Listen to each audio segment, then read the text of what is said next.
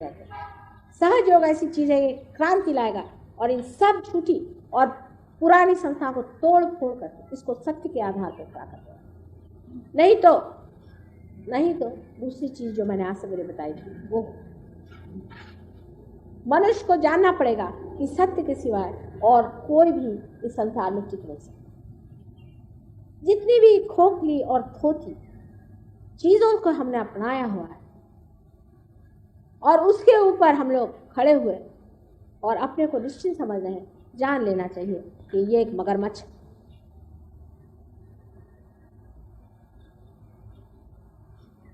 विराट का जो स्थान है, जो विशुद्धि का चक्र है, ये बहुत महत्वपूर्ण मैंने कहा है, क्योंकि मनुष्य ने जब अपनी गर्दन ऊपर उठाई तब वो मनुष्य बना।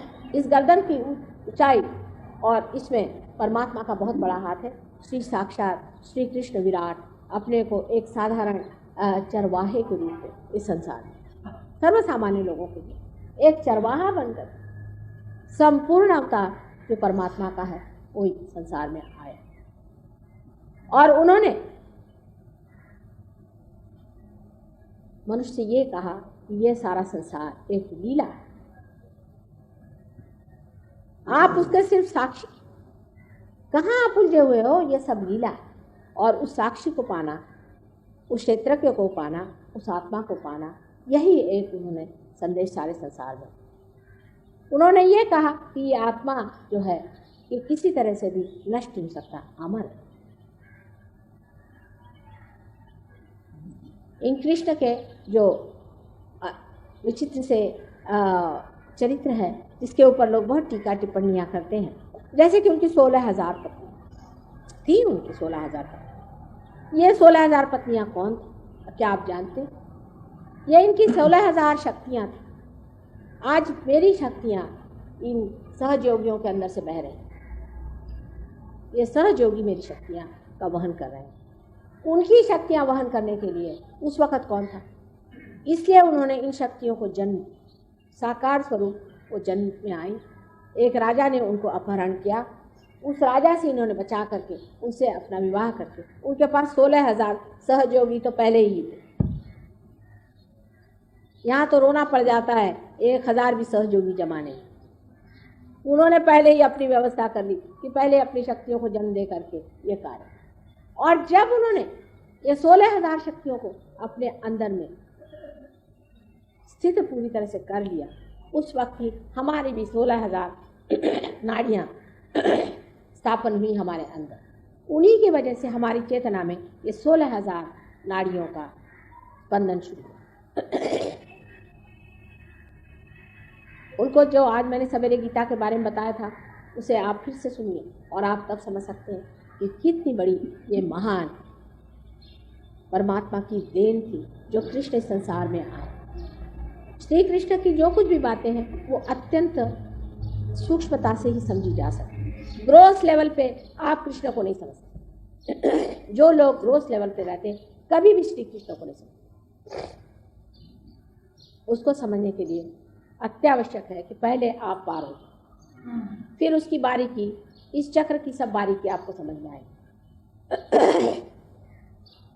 आजकल आप सभी लोगों की विशुद्धि चक्र पकड़ है बहुत ज़्यादा। उसके अनेक कारण, उसमें से पहला कारण तो ये है, आपकी पकड़ होने की वजह से हमारी हो जाती, क्योंकि सारे वाइब्रेशन से आपके, अगर आप इसे खींच लें तो हमारा गला टूट जाए।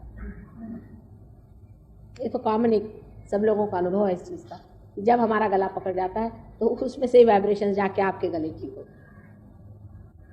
इस विशुद्धि चक्र में कृष्ण का व्यास है और कुछ कुछ चीज़ें बिल्कुल व्यर्थ हैं विशुद्धि चक्र, उसे समझ लेना चाहिए। प्रथम तो जिसे कहते हैं तंबाकू। तंबाकू खाना पता नहीं मनुष्य ने कहाँ से पता लगाया, आदमी की खोपड़ी जो ढूंढ के निकाले सो का। अपने को किस तरह से डिस्ट्रॉय करना चाहिए, इसमें आदमी से बढ़ के आपको दूसरा जानवर नहीं है। अब ये तंबाकू भगवान ने कोई खाने के लिए कभी नहीं बनाई कि ये इंसेक्टिसाइड है, आप जानते हैं, कीड़े मारने की चीज।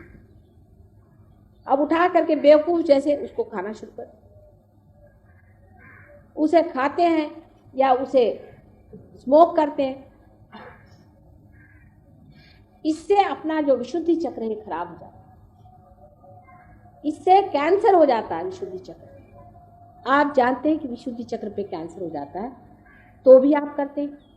लिखा जाता है कि स्मोक करने से आपकी विशुद्धि चक्र खराब हो जाएगा, आपको कैंसर हो जाएगा, और आप जो भी करते हैं अपने रिस्क पे करें, तो भी लोग करते हैं। बताइए कि जब मालूम है कि इससे हम डिस्ट्रॉय होंगे तो आप क्यों करते हैं? क्योंकि ये जो सब चीजें हैं ये राक्षसी हैं और जो राक्षसी चीजें होती हैं वो आप एक काबू कर लेते। यानी मनुष्य इतना बेवकूफ है किसी किसी मामले में, अगर उससे हम कहें कि भाई शराब पीना गलत है और सिगरेट पीना गलत है, तो वो सोचता है कि हम तो उस पर रिस्ट्रिक्शन डाल रहे हैं, उसकी फ्रीडम हम खा रहे हैं। वो ये नहीं सोचता कि वो कितनी बड़ी गुलामी में फंसने वाला है। और जो बड़े गुरु और सब लोग बता गए हैं कि ये चीज ना करें, तो वो क्या बेवकूफ थे? उन्होंने क्यों बताया? 1000 बार इस बात को बताया है कि कोई भी तरह का नशा करना गलत है। नशे का मतलब ही ये होता है कि आपकी अवेयरनेस, आपकी चेतना के ऊपर जबरदस्ती कोई चीज लाती है। ये चीजें आपकी चेतना के विरोध में पड़ती है, इसलिए आपसे बताया गया है कि किसी भी प्रकार की नशा नहीं करें। मोहम्मद साहब के ज़माने में ये प्रॉब्लम ही नहीं था, लोग स्मोक नहीं करते थे, तब कुछ था ही नहीं, तब तक गधे इतने नहीं हुए थे लोग। ये तो बाद में हुए, तो नानक साहब ने आकर के बताया कि बाबा काहे को नशा करें। लेकिन उसके बराबर विरोध में हम लोग जाते हैं और वही काम करते हैं जिसको मना करके, एक सीधी चीज है, ये पॉइजन है, इसको मत लो। इससे भी विशुद्धि चक्र खराब जाता है और ये विशुद्धि चक्र खराब जाता है अनधिकार परमात्मा का नाम लेना, इससे विशुद्धि चक्र बहुत खराब जाता है। एक तो ये खराब जाएगा जबकि आप कोई सा भी नाम अनधिकार, आपको अधिकार क्या? आप किसी भी परमात्मा का नाम ले रहे हैं और उसको पुकार रहे हैं, बुला रहे हैं, क्या आप परमात्मा के साम्राज्य में चले गए? आप तो मनुष्य के साम्राज्य में रहते हैं। आप किसी पुलिस वाले को बुलाओ, ज्यादा से ज्यादा किसी मिनिस्टर को बुला ले, उनको आपने इलेक्ट किया हुआ है। आपका परमात्मा से संबंध कब हुआ? जो आप परमात्मा को पुकार रहे और परेशान करे दे रहे हैं उनको। मेरी जो आज ग्रैंड डॉटर आई थी, इसका मैं आपको किस्सा सुनाऊं। ये रियलाइज सोल है। इनके घर एक बार मैं गई थी, इनके घर के पास एक मंदिर था, तो रात में हमारे साथ सो रही थी। हमसे कहने लगी कि नानी, ये जो मंदिर है ना, यहाँ से भगवान तो कब के ही भाग गए। सुबह शाम तक हरे राम हरे राम हरे राम करते हैं, वो तो कब के ही भाग गए, अब मैं भी यहाँ से भाग जाऊँ।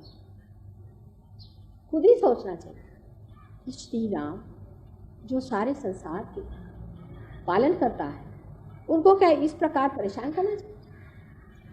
आप अगर ऐसा जाकर के मोरारजी भाई के लिए 2 बार दरवाजे पे पुकारिए ना, आप अरेस्ट हो जाइए तो जो कहिए। इसलिए जब भी आप नाम लेते हैं, आपने कौन से अधिकार में श्री राम का नाम, उनका नाम लेना कि कोई सरल काम नहीं। श्री राम का नाम उन्हीं से लेना चाहिए जो असल में गुरु हैं, जो आपको अधिकार दे। जब तक आप पार नहीं होते तब तक आपको कोई भी अधिकार नहीं। अब आप कहिएगा कि गुरुओं ने तो लिखा कि भगवान का नाम रखा, उन्होंने इसलिए लिखा कि वो नहीं जानते थे कि आप लोग पार भी नहीं। बहुत से, मेरे ख्याल से ये विचार है कि बहुतों को यही नहीं पता था कि मनुष्य अभी तक पार भी नहीं हुआ है। पार होने से पहले आप कोई सा भी नाम लेने के अधिकारी नहीं, अनधिकार। नाम तो लेना दूर रहा, उस नाम को लेकर उसकी चटनी बना दे, इससे भी विशुद्धि चक्र खराब हो जाता है। और दुनिया भर के मंत्र जो देखिए सो, जो रास्ते पर खड़ा वो गुरु, कहीं पेड़ पे लटक रहा है वो गुरु, दुनिया भर के अजीब अजीब गुरु इकट्ठे कर लिए। अरे भाई, ये तुम्हारे गुरु हुए कैसे? उन्होंने हमें नाम दिया। नाम देने के लिए गधा भी काफी, उसके लिए गुरु गाय को चाहिए? क्या नाम देना ही एक कार्य गुरु का होता है कि इसके अलावा कोई और चीज होती है? हाँ, मेरे समझ में आता है गुरु नानक आपको नाम दे भाई, वो थे असल में। एक साहब अभी अफ्रीका से आए, उनको कुछ संस्कृत आती नहीं, वो और भी बढ़िया, उन्होंने ऐसे ऐसे इन लोग को नाम सिखाए। उसका नाम इंगा पिंगा ठिंगा अब ये रख रहे हैं। अब कहिए, घंटों ये लोग यही नाम रखते रहे, बेचारों का विशुद्धि चक्र। ये किसने बताया? ये कहाँ से आपने जाना कि कौन सा नाम ले रहे?